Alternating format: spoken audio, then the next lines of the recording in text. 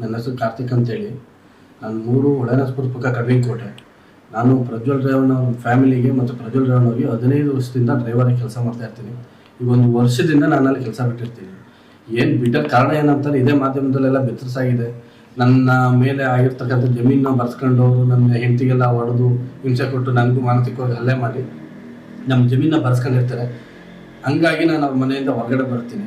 ಹೊರಗಡೆ ಬಂದ ಮೇಲೆ ನಾನು ಕೇಸ್ ಹಾಕ್ಲಿಕ್ಕೆ ಅಂತೇಳಿ ಹೋರಾಟ ಮಾಡ್ತಾ ಇರ್ತೀನಿ. ಹಂಗಾಗಿ ನನಗೆ ದೇವರಾಜೇಗೌಡರು ಇವ್ರ ವಿರುದ್ಧ ಹೋರಾಟ ಮಾಡ್ತಾ ಇರ್ತಾರೆ. BJP ಮುಖಂಡರಾದಂಥ ದೇವರಾಜೇಗೌಡರು ಒಳನಸ್ಪುರದಲ್ಲಿ BJP ಕ್ಯಾಂಡಿಡೇಟ್ ಆಗಿ ನಿಂತ್ಕೊಂಡಿರ್ತಾರೆ.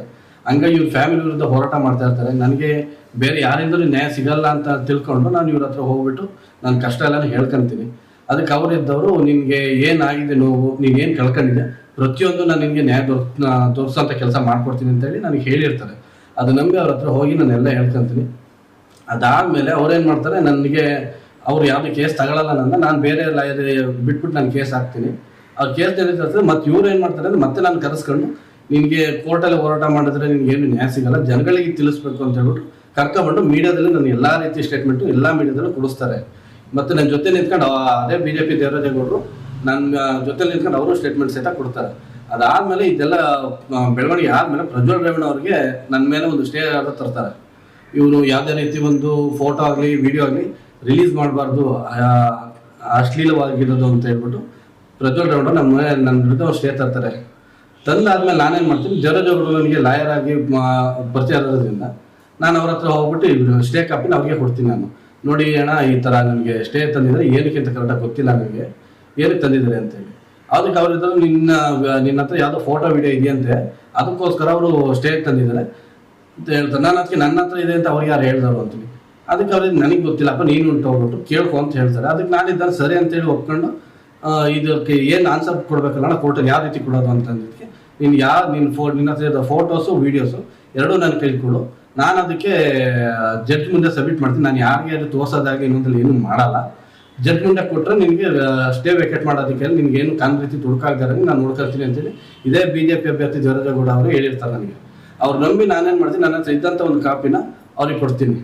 ಅವ್ರು ಅದನ್ನು ಯೂಸ್ ಮಾಡ್ಕೊಂಡು, ಅವ್ರು ಸ್ವಾರ್ಥಕ್ಕೆ ಯೂಸ್ ಮಾಡ್ಕೊಂಡ್ರು ಏನಕ್ಕೆ ಯೂಸ್ ಮಾಡ್ಕೊಂಡು ನನಗಂತೂ ಗೊತ್ತಿಲ್ಲ. ಕೊಟ್ಬಿಟ್ಟು ನಾನು ವಕಾಲತಿಗೆಲ್ಲ ಸೈನ್ ಮಾಡಿಬಿಟ್ಟು ಕೇಸನ್ನ ಅದನ್ನು ಮೂವ್ ಮಾಡಿ ಅಂತ ಹೇಳ್ಬಿಟ್ಟು ಬರ್ತೀನಿ.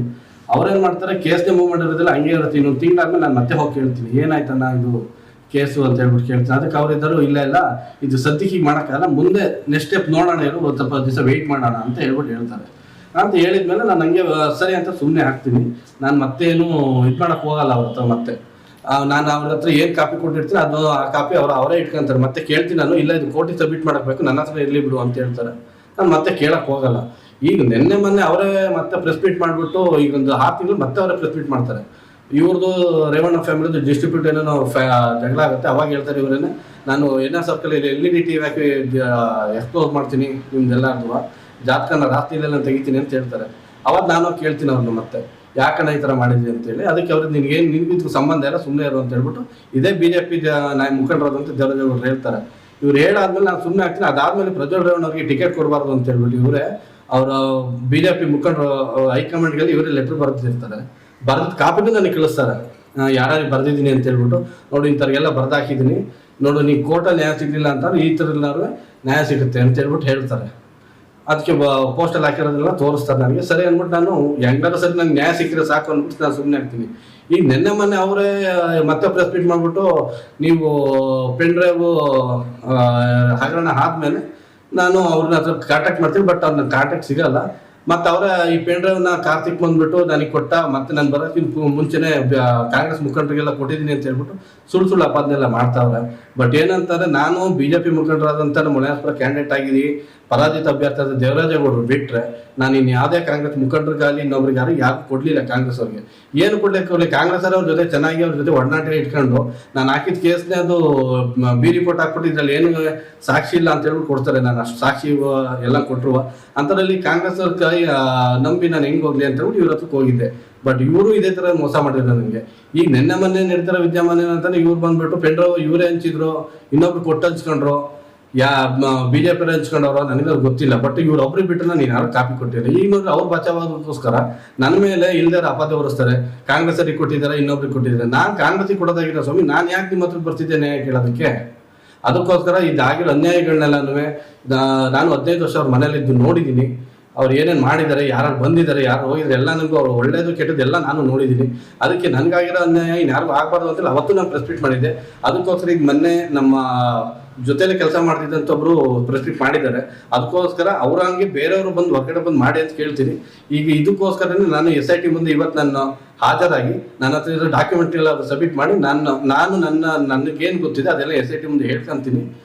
ಇದರಿಂದ ನ್ಯಾಯ ಸಿಗುತ್ತೆ ಅಂತ ಅನ್ಕೊಂಡಿದ್ದೀನಿ. ಇದಾದ ನೆಕ್ಸ್ಟ್ ಸ್ಟೆಪ್ ನಾನು ಕೂಲಂಕುಷವಾಗಿ SIT ಮುಂದೆ ಬಂದಾದ್ಮೇಲೆ ಮೀಡಿಯಾದ ಮುಂದೆ ಇದೇ ನಿಮ್ಮ ಮಾಧ್ಯಮದ ಮುಂದೆ ಬಂದು ನಾನೆಲ್ಲಾನು ವಿವರವಾಗಿ ಹೇಳ್ಕೊಳ್ಳೋ ಅಂತ ಕೆಲಸ ನಾನು ಮಾಡ್ತೀನಿ. ದಯಮಾಡಿ ಇದರಲ್ಲಿ ಯಾವುದೇ ಒಂದು ಕಾಂಗ್ರೆಸ್ನ ನಾಯಕರುಗಳನ್ನ ಆಗಲಿ ಇನ್ನೊಬ್ಬರಲ್ಲಿ ಯಾರು ಬೆಳೆಸಬೇಡಿ. ಬಟ್ ನಾನು ರಾಜಕಾರಣ ಇಂಟ್ರೆಸ್ಟ್ ಇಲ್ಲ, ನಾನು ರಾಜಕಾರಣ ವ್ಯಕ್ತಿನೂ ಅಲ್ಲ. ನಾನು BJP ಮುಖಂಡರು ದೇವರಾಜೇಗೌಡರು ಬಿಟ್ಟರೆ ಇನ್ಯಾರಿಗೂ ಒಂದು ತುಣುಕು ನಾನು ಯಾರಿಗೂ ಕೊಟ್ಟಿಲ್ಲ. ದಯಮಾಡಿ ಆ ಥರ ಯಾರು ಅಂದ್ಕೊಂಡ್ರೆ ದಯಮಾಡಿ ಕ್ಷಮಿಸಿ. ಇದ್ರ ಬಗ್ಗೆ ಎಲ್ಲ ನಾನೇ ಬಂದು ಮೀಡಿಯಾದಲ್ಲಿ